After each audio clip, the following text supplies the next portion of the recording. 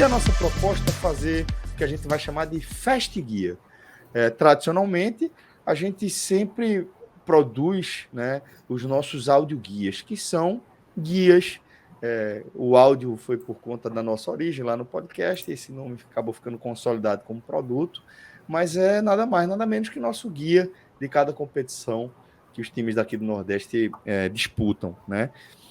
E por uma questão de agenda mesmo, de muitos compromissos, muitos jogos, a gente não teve como fazer o audioguia do tamanho que a gente gostaria de fazer, mas vamos fazer aqui o que a gente vai chamar de Fast Guia.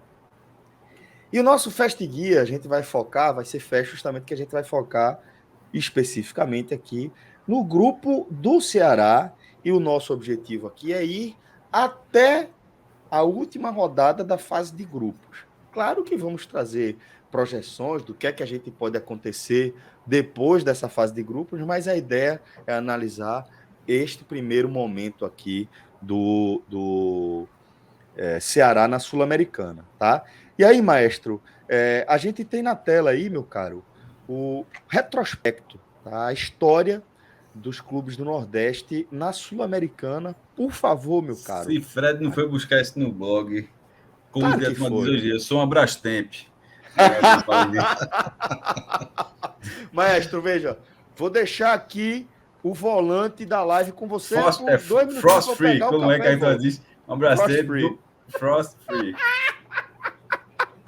Maestro, dá-lhe aí, tá? Siga nessa. É jogo rápido. A Sul-Americana, ela foi criada em 2002, com o fim da Mercosul e da Merconorte, que não existe o Merconorte. O Mercosul existe a Copa Mercosul, mas aí fizeram a Copa Merconorte. Só pegaram o nome, mas não existe esse bloco econômico chamado Merconorte, ou pelo menos não na época. E criaram a Mercosul. O Brasil não participou em 2002. O Brasil, quem ganhou foi o São Lourenço. O Brasil só entrou, não quis jogar, começou a jogar em 2003. E perceba aí, né, nessa arte que está acompanhando a gente aqui no vídeo, mas vai para o podcast também, que a primeira participação do Nordeste só foi em 2009. E parecia ser um pouco de Libertadores, que seria algo que era uma vez na vida, como é na Libertadores, né? 60, 64 e com Bahia, 68 com o Náutico, 88, 2009 com o Sport e 2022 com o Fortaleza, pouquíssimas vezes. E na hora que foram 6 anos desde que o Brasil estava na Sul-Americana para entrar o primeiro, mostrou que vai ser a mesma coisa. E tinha outros times de outros estados até menores que tinham participado, mas depois que começa em 2009, você pode perceber que nunca mais faltou. Assim, foram 6 anos até o Nordeste entrar na Sul-Americana, mas desde a primeira participação do Vitória, o Vitória parou nas oitavas de final em 2009. A Copa Sul-Americana teve vários formatos nesse período, de lá para cá, e sempre o Nordeste se fez presente. O Nordeste chegou a ter 4 times numa edição. Então, né, mesmo com a mesma quantidade de vagas, tem até mais vagas do que hoje. Hoje são 6 vagas, o Brasil chegou a ter 8 vagas. Então, para mim, eu já falei algumas vezes, é o torneio. O Fortaleza está na Libertadores hoje, está no ponto mais alto possível que a gente pode chegar lá, e tomara que vá outras vezes, que faça uma grande campanha, mas na forma como a região ainda se dispõe, esse é o torneio mais acessível, de onde você pode mirar, mas obviamente o Fortaleza pode ir muito longe na Libertadores, mas eu estou falando que na Sul-Americana parece algo muito mais prático de você se classificar, que é basicamente não ser rebaixado. Porque o Brasil tem tantas vagas na Libertadores e na Sul-Americana e geralmente tem campeões. No último ano, só o Juventude não foi nessa edição de 2020. Dos times que não caíram, que são 16 que não são rebaixados, só o 16º não foi, que foi o Juventude. Até o 15º todo mundo jogou. Então, e que foi o caso do Ceará. O Ceará nem foi 15º, ficou um pouco, e o Fortaleza lá na frente. E no ano retrasado, o Bahia escapou e pegou a vaga da Sul-Americana na última rodada. Inclusive era entre Bahia e Sport, porque já acontece. O Sport, uma vez, qual foi o ano, meu irmão? Acho que 2017. De certa forma, até o Fortaleza, né? Porque até aquele 4-0 do Bahia, no Castelão, o Fortaleza também estava na disputa. Em 2017, o Sport conseguiu tudo. Acho que foi 16 ou 16. Na última rodada, para não ser rebaixado, venceu e pegou a vaga na Sul-Americana. O Sport foi para a última rodada, só precisa vencer da para não cair para a segunda divisão. Ganhou e jogou na Sul-Americana. Fora 2013, que ganhou até sendo rebaixado. Enfim, a Sul-Americana...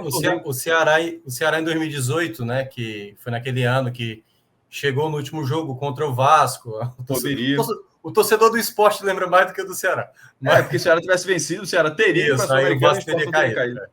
Mas então, naquele ano também, né? Chegou a última rodada e o Ceará é muito comum e é um torneio acessível. Hoje menos por causa da fase de grupos. Mas eu tenho para mim que vai ser algo temporário. Essa fase de grupos que passa um clube, eu acho que esse regulamento é um regulamento idiota. Mudar, né? Eu acho que vai mudar. Ele não tem como ser rentável, porque ele tanto não tem que existe uma premiação para quem fica em segundo lugar num grupo que não leva a lugar nenhum, só para movimentar o time. Mas ninguém vai se movimentar para pegar dinheiro. A galera quer vaga, pô. Assim, você pode pegar a cota, mas não tipo, você está eliminado e vai jogar com animado para pegar a cota do segundo lugar. Pô, não faz sentido. Então esse regulamento precisa ser modificado. Então, nessas participações, perceba que tem 1, 2, 3, 4, 5, 6, 7, 8, 9, 18, 19, 20, 21, 22, 23, 24. Essa é a 24ª participação, que eu tenho que rapidamente não saber de cabeça, a 24ª participação do Nordeste, que demorou um bocado para entrar, mas desde que entrou na competição está sempre presente. O máximo alcançado foi chegar nas quartas de final 3 vezes. O Sport foi em 2017, numa campanha que ele tirou o Danúbio, do Uruguai, tirou o Arsenal, venceu na ilha, perdeu no Centenário e ganhou nos pênaltis, tirou o Arsenal de Sarandi, que o Ceará enfrentou no passado, ganhou na ilha, perdeu lá, mas passou pelo gol, na diferença, e eliminou a Ponte Preta. Aí caiu nas quartas de final para o Júnior Barranquilla, que depois fez a semifinal com o Flamengo. E o Bahia, que no ano seguinte o Bahia o Bahia tem uma campanha curiosa, que o Bahia igualou as quartas de final, a melhor campanha do Sport, em 2018, numa campanha que o Bahia fez se hoje existe uma rivalidade Bahia e Atlético Paranaense é por causa desse mata-mata. O Bahia jogou com o Atlético Paranaense, teve vários gols anulados pelo VAR no primeiro jogo, e lances de impedimento, alguns milímetros, enfim, mas o Bahia reclamou bastante desse jogo e o Bahia perdeu. O treinador do Bahia escalou um time reserva na volta, porque o Bahia estava praticamente eliminado, só que o Bahia venceu o jogo e forçou a disputa de pênalti, mas aí o Bahia perdeu essa disputa de pênalti. E o Atlético Paranaense foi dali para o título. O Atlético Paranaense acabou sendo campeão da Sul-Americana, que acabou dando aquela sensação de Bahia, de porra, é óbvio que dava para ter sido a gente. E acho que faltou pouco ali para o Bahia. Em 2020, aconteceu a mesma coisa. O Bahia ele chegou às quartas de final, sendo eliminado pelo Defensa, que acabou sendo campeão E eu lembro demais dos debates. Não, mas a Defensa disse, meu irmão, é time argentino. Assim, os caras, veja só, não é um time argentino na primeira fase, é um time argentino que está nas quartas de final. É óbvio que esse time é chato, pô. Assim, não tem a menor possibilidade desse time estar aqui nas quartas de final e ser um time que não oferece perigo. Não só ofereceu, como tirou o Bahia, lailou, ganhou a Sul-Americana e ganhou a Recopa do Palmeiras. O Palmeiras, que é bicampeão da Libertadores 2021, ele ganhou a Recopa desse ano em cima do Atlético Paranaense, mas ele perdeu a Recopa da primeira Libertadores para o Defensa, que foi o campeão em cima do Bahia. Outras várias participações nas oitavas, eu acho que vale destaque para a participação do Santa Cruz em 2016, porque o Vitória, quando o Vitória joga a Sul-Americana em 2009, já não era a primeira participação internacional do Vitória. O Vitória já tinha jogado a Copa Conmebol nos anos 90, em 94, como vice-campeão brasileiro, e em 97... Ah, sim. 5 também? Não, porque eu ia falar do Ceará. O Ceará participou em 95. Não, mas só do Vitória. Do Vitória em 97 como campeão do Nordeste. O Ceará, que tem a Sul-Americana em 2011, o Ceará também já tinha jogado a Copa Conmebol como vice da Copa do Brasil. Perceba que a Copa Conmebol era muito mais difícil do que para a Sul-Americana, tá? Porque na Libertadores ia o campeão brasileiro e o campeão da Copa do Brasil e ponto. Campeão brasileiro e campeão da Copa do Brasil. Os vices desses campeonatos, o vice brasileiro e o vice da Copa do Brasil, que o vice da Copa do Brasil vai para lugar nenhum hoje, mas o vice brasileiro vai para a Libertadores, esses dois vices iam para a Copa Conmebol, que ainda pegava o segundo, o terceiro e o quarto do brasileiro. Eram 4 vagas do Brasil. Elas mudaram quando foram para as Copas regionais. O Náutico, 2013, na Sul-Americana, caiu para o Sport, mas o Náutico já tinha jogado a Libertadores, o Bahia já tinha jogado a Libertadores, Minhoca, que Minhoca lembrou do Ceará, também já tinha jogado. O Santa Cruz foi o primeiro, quando o Santa Cruz jogou em 2016, a estrear. Tipo, o Santa Cruz fez a sua estreia numa competição internacional e eliminou o Sport, porque teve essas maluquices. Em 2013, teve Náutico Sport e o Sport passou. E em 2016 teve Santa Cruz e Sport, e nos dois casos, valendo vaga nas oitavas. Agora, é como se fosse o que é hoje. O líder do grupo hoje vai para as oitavas de final. Quem for o líder do grupo do Ceará vai para as oitavas de final. Sport e Santa, eles se enfrentaram no mata-mata como se fosse assim. O grupo inteiro que o Ceará vai jogar agora já era aquele confronto. O Ceará precisa vencer o grupo para ir para as oitavas. E ali já era isso. O Sport, Santa, quem passasse, e passou o Santa. Foram 2 jogos na Arena Pernambuco. Os 2 únicos jogos entre Santa e Sport na história na Arena Pernambuco foram bem esvaziados, porque estava tendo uma cota de violência muito grande na cidade. Os dois estavam mal no Brasileiro. E teve até uma campanha de diminuição do confronto. Eu fui muito contra isso. Me incomodou demais na época. Eu disse, não, meu irmão, isso é um jogo histórico. E acabaram sendo 2 jogos bem esvaziados, mas o Santa passou com o gol do General. Foi 0-0 no primeiro jogo e 1-0 para o Santa no segundo. E o Santa fez um jogo internacional contra o Independente Medellín, que perdeu por 2-0 na ida. Ficou muito difícil. Só que o Santa fez 3-0 no Arruda na volta, com 3 gols de Grafite. O Santa tem um hat-trick. Grafite meteu um hat-trick na competição. Aí, Edson Marden, que era, acho que o goleiro do Santa Cruz, acho que era esse, comete uma falha na reta final. O Independente diminui e passa no gol qualificado, que não existe mais hoje essa regra. Hoje, esse jogo iria para os pênaltis. Depois... Fala, Minhoca. Não, ainda bem, né? Porque senão a piada... quer dizer, a piada é eterna, né? O pessoal vai sempre fazer. Qual piada? Minhoca... Do gol qualificado, perguntar para Minhoca se tem gol qualificado. Sempre pergunto, tem gol fora, Minhoca? Aquela coisa. Aí, por que uma piada? Eu não entendi. Tem alguma... Meu amigo maestro... Você... Eu tô viajando. Quem se atrapalhou agora fui eu. Não, é uma piada muito recorrente, lá no grupo, e quase foi um dos motivos de... a galera perguntar de sacanagem, você tá falando, né? De sacanagem. Tá ok. Tudo. Tem gol qualificado, meu? Tem gol qualificado. Só um último ponto que era sobre essas estreias internacionais, aí vai pro Fortaleza, que poderia ter jogado a Libertadores lá, com vista à Taça Brasil de 68, mas não teve a vaga por uma questão política, que o Brasil não jogou a Libertadores e o Fortaleza, que poderia ter sido o representante do Brasil, não jogou. Então o Fortaleza fez a sua estreia via Sul-Americana, mas a fase que o Fortaleza jogou era 32 avos de final. O Fortaleza jogou... Era 64 times, eu acho que era... Posso estar enganado, mas eu acho que era isso. Era bem... A conta independente? Sim.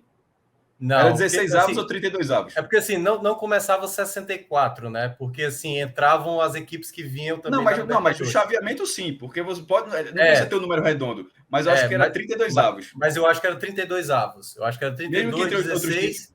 Porque você tinha que passar 2 fases para chegar nas oitavas. Pronto, ou seja, porque o campeonato foi aumentando, ou seja, enquanto o Santa largou no 16 avos.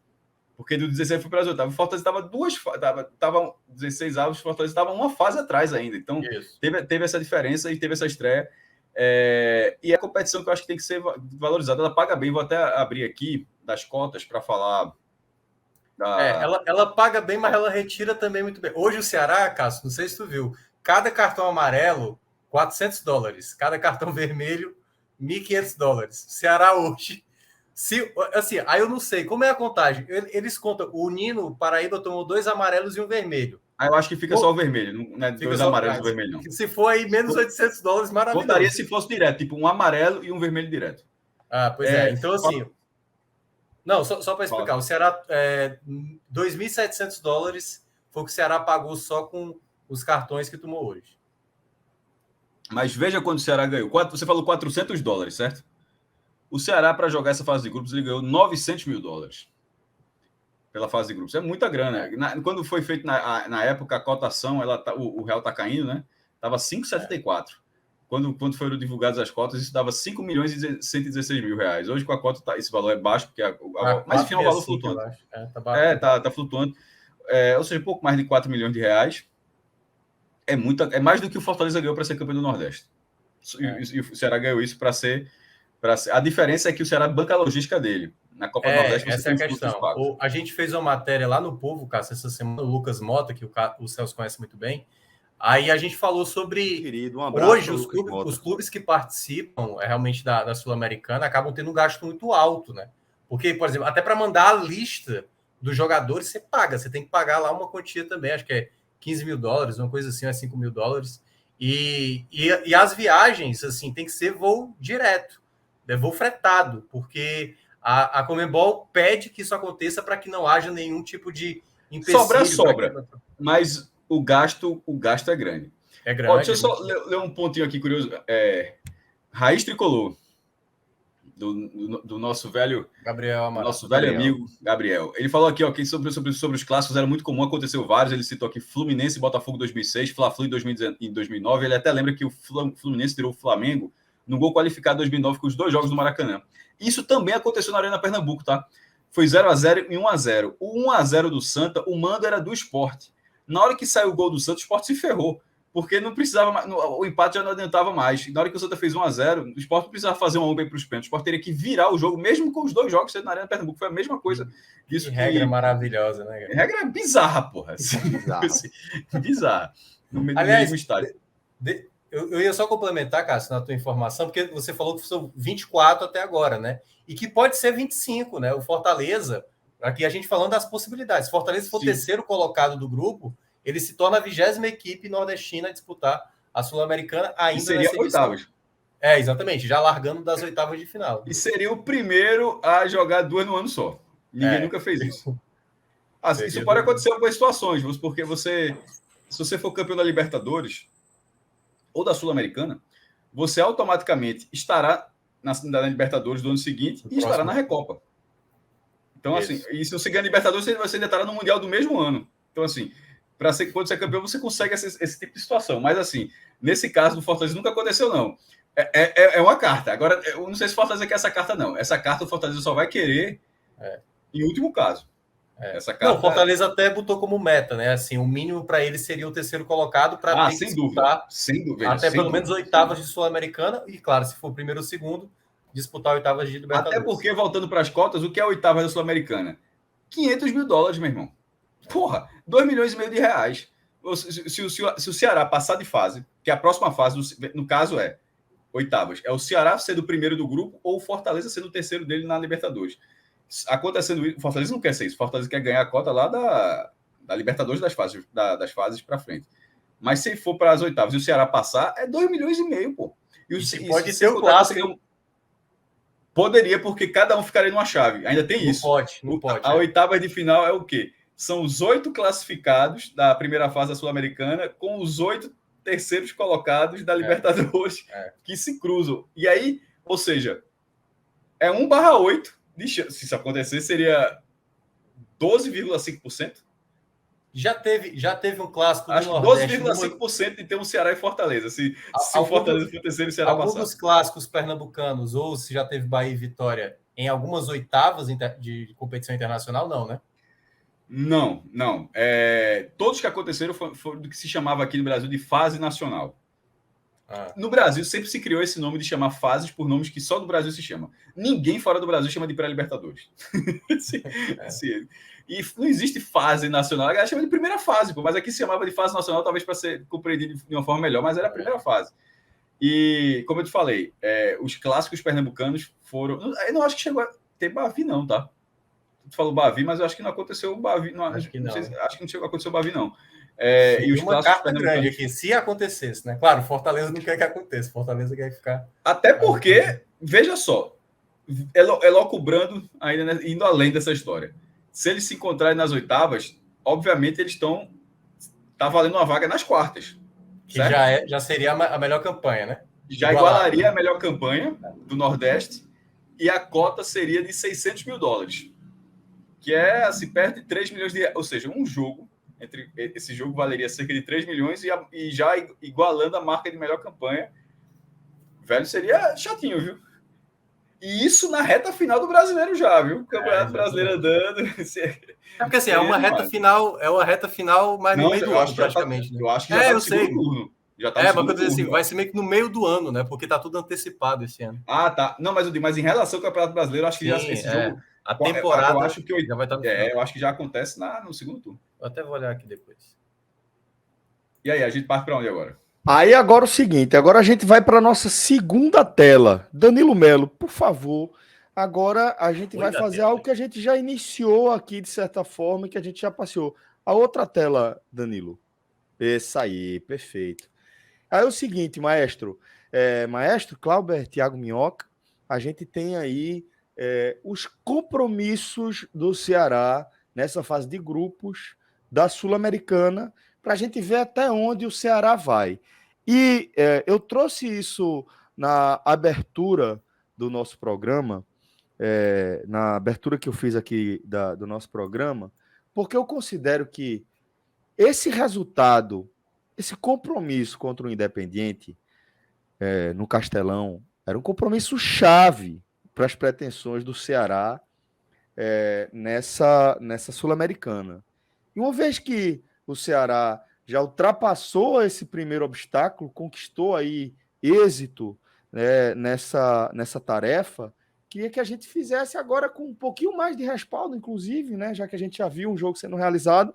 O que é que a gente imagina das chances do Ceará, qual é a nossa projeção do Ceará, Minhoca, para essa fase de grupo, com essa tabela que a gente está vendo aqui na tela.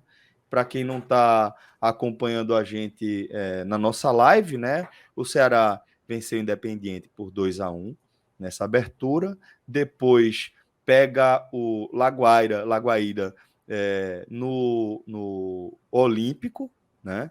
Depois joga fora de novo contra o General Cabalheiro.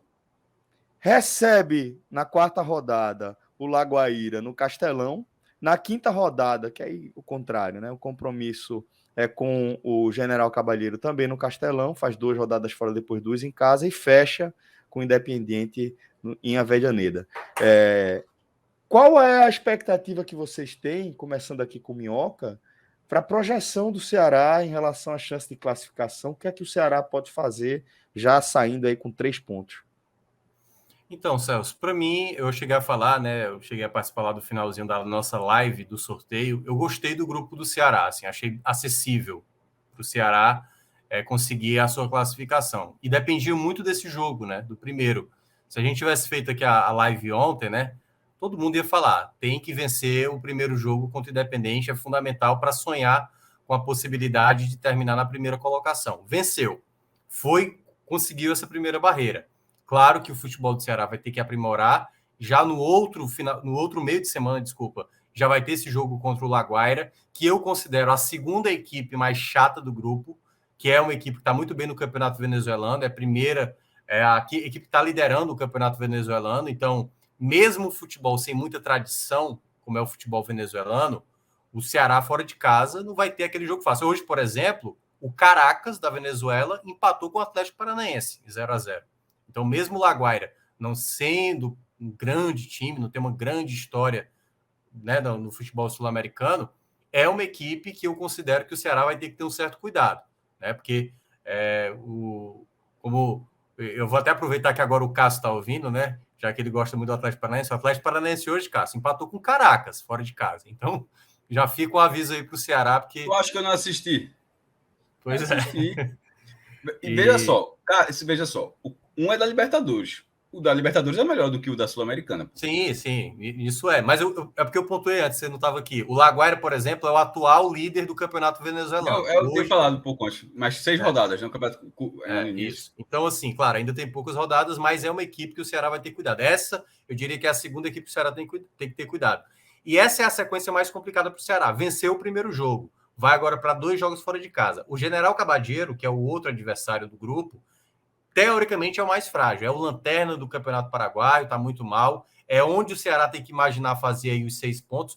O ideal seria você tentar fazer 12 pontos, mas aí acho que fazendo 10 pontos, né? Fazendo os 6 pontos em casa, tentar vencer o General Cabalheiro fora, claro, e tentar pontuar ali contra o Laguaira, e claro, se vier vitória, então o Ceará tem um pé muito grande de garantir sua classificação, porque chegar na última rodada contra o Independente, podendo empatar e dependendo do saldo de gols, podendo até perder por um gol de diferença, dependendo do que o Ceará consiga fazer e que o próprio Independente, que é o outro adversário, então aí o Ceará pode ter uma possibilidade maior para avançar para as oitavas de final. Então, tudo partiu da boa vitória, da importante vitória logo na estreia contra o Independente, porque certamente muita gente coloca, e eu também obviamente coloco, a disputa é contra o Independente. O Independente agora se obriga a não perder pontos nem contra a Laguaira e nem contra o General Cabalheiro. E o Ceará tem que tentar sempre colocar essa pressão para cima do Independente, porque sempre o Independente,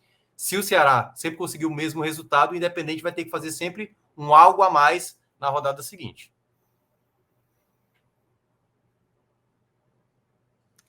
Perfeito. Vamos seguir aqui com as nossas projeções para a gente tentar entender de fato o que é que vocês acham que o Ceará pode fazer nessa fase de grupos. Clauber, com esse primeiro triunfo na rodada inaugural aí, animador, né? A chance, a gente fica animado, né, com o futuro do Ceará, né? Já abre o caminho, Celso. E assim, como Minhoca e Cássio falou, é o regulamento de só classifica o líder, né?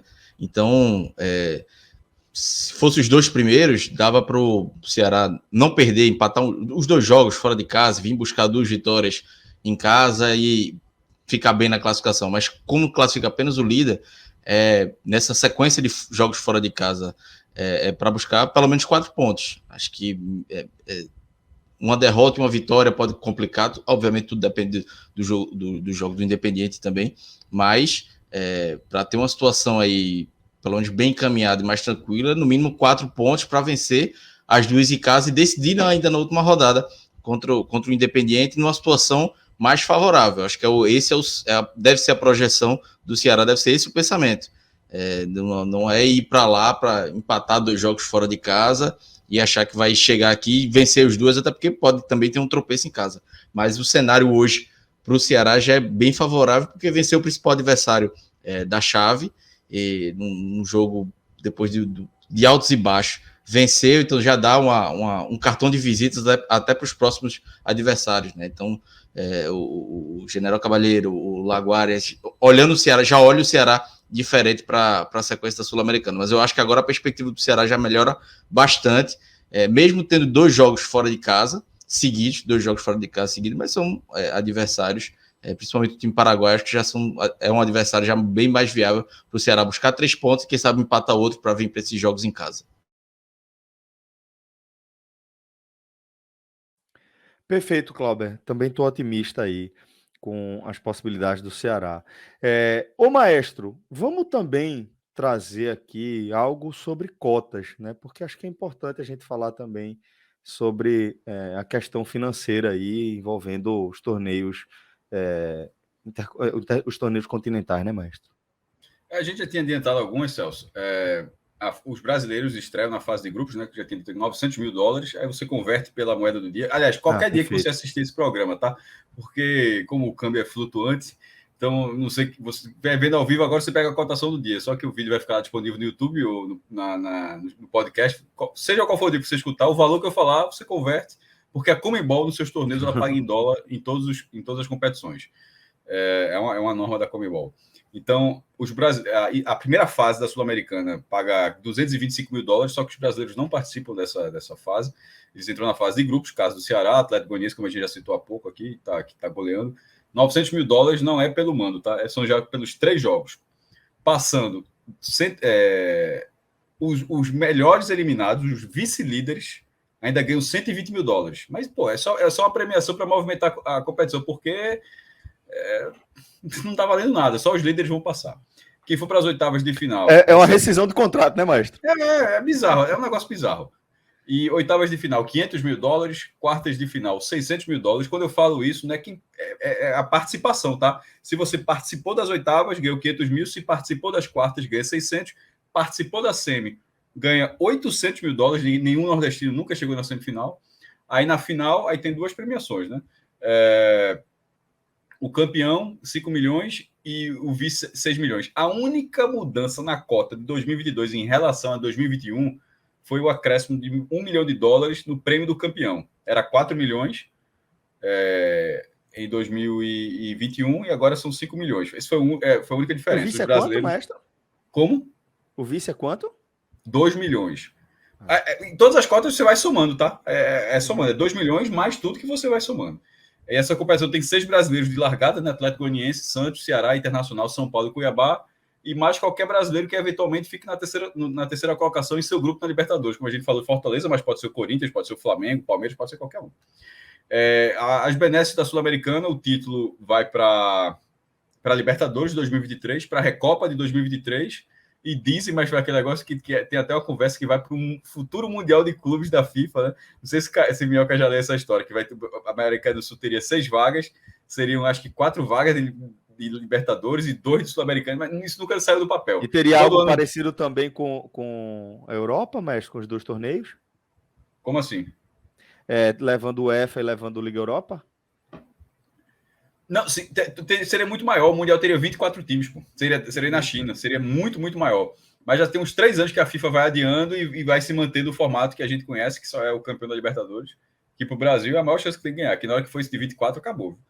Aí, meu irmão, aí para ser campeão, para ser campeão desse. Vai remar mais, né? Vai remar mais. Pois é. Minhoca, meu caríssimo amigo, você tem algo mais a acrescentar aqui sobre este primeiro momento de nossa análise da Sul-Americana, desse nosso Fast Guia? Não, acho que basicamente a gente detalhou bem, né? Acho que o Ceará, só um ponto ainda a destacar, né? Só um ponto que eu acho que, embora seja um grupo bom para o Ceará, né? O próprio Ceará também vai ter que crescer como time, né? A gente sabe, a gente falou aqui no começo da live dos protestos, o torcedor não está totalmente satisfeito, o torcedor quer ver o time melhorar, quer ver o time ter o poder de decisão. Hoje conseguiu essa vitória e é isso, né? Não vai ser fácil, né? Aquela coisa. Para quem está numa Série A, para quem vai disputar uma Sul-Americana, no caso do Fortaleza vai disputar a Libertadores, para quem está na Copa do Brasil, cara, calendário, né? Tem muitos clubes e aí, obviamente, eu sei que muitos torcedores do Sport, do Vitória, do Santa Cruz, do Náutico, queriam, por exemplo, quem dera eu tivesse esse calendário, né? Então não pode reclamar. Mas é um calendário, principalmente para Ceará e Fortaleza, que são os únicos aqui da região, e ainda que moram mais distante, né? A gente mora mais tem que rodar acima. mais, né? Então, assim, em termos de logística... É quase Caribe, pô. O Ceará é quase Caribe. Vai ter muita viagem, vai ter que sair fora do país, e é isso que o Ceará vai ter que saber lidar, né? Saber mexer bem no time, o Dorival vai ter que perceber ali o momento de cada jogador, onde vai ter que poupar, onde vai ter que segurar, mas o grupo eu considero uma boa possibilidade, já que no ano passado escapou pelas mãos, esse ano o Ceará tem uma possibilidade que eu considero boa, porque não tem altitude, são adversários que eu considero ok, e conseguiu a vitória no jogo, teoricamente, onde tinha que vencer. Agora, cabe ao Ceará construir essa vantagem que abriu logo no primeiro jogo diante da equipe do Independente.